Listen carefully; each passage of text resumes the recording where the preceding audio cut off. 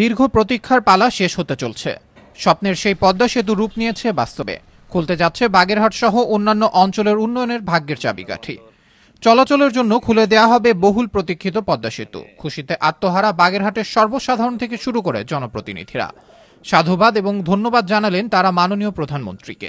21টি জেলা উপকৃত হবে। বিশেষ করে মোংলা বন্দরের মৃত্যু বন্দর ছিল, সেই মৃত্যু বন্দরকে জীবিত করার জন্য মাননীয় প্রধানমন্ত্রী জননেত্রী শেখ হাসিনাকে দক্ষিণ অঞ্চলের পক্ষ থেকে, মোংলাবাসীর পক্ষ থেকে আন্তরিক অভিনন্দন ও শুভেচ্ছা জানাচ্ছি। পদ্মা সেতু চালু হলে এই মোংলা বন্দরে যে ইপিজেড সহ বিভিন্ন ইন্ডাস্ট্রি কলকারখানা আছে, এখানে বিভিন্ন দেশের বা বিভিন্ন এলাকার ব্যবসায়ীরা আরও উদ্যোগী হবে এবং এই মোংলা বন্দর আরও সচ্ছল হবে। যে পদ্মা সেতু চালু হওয়ার পরে সবচেয়ে বেশি লাভবান হবে মোংলা পোর্ট, আর মোংলা পোর্টের যারা আমরা বাসিন্দা আছি তারা সবচেয়ে বেশি লাভবান হব। পদ্মা সেতু উদ্বোধনকে কেন্দ্র করে আশায় বুক বাঁধছে মোংলা বন্দর কর্তৃপক্ষ।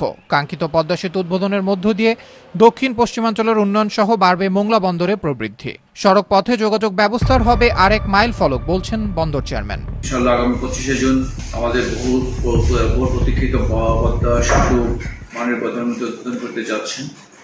এই পদ্মা সেতুর সাথে মোংলা বন্দরের ভবিষ্যৎ এবং মোংলা বন্দর ইতিমধ্যে আপনারা জানেন গত অর্থ বছরে বন্দরের 70 বছরের ইতিহাসে সর্বোচ্চ জাহাজ আগমনের রেকর্ড, রাজস্ব আদায়ের রেকর্ড হয়েছে। অপরদিকে পদ্মা সেতুকে ঘিরে অর্থনৈতিক কর্মযজ্ঞ শুরু হবে বলে মত বাগেরহাট জেলা প্রশাসনের সর্বোচ্চ এই কর্তা ব্যক্তির।